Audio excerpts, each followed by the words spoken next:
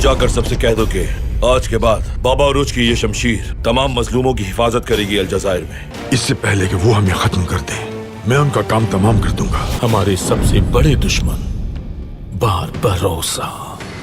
आज हमारे तमाम जहाज समंदर के अजदहे और हर बहादुर समंदर का शेर होगा। हमला करने का वक्त आ चुका है। नाम खिज़र और लक़ब खैरुद्दीन। अब शमशीर बहर भी हमारे हमरा है। दास्तान तो अब शुरू होगी। बिस्मिल्लाह हमला!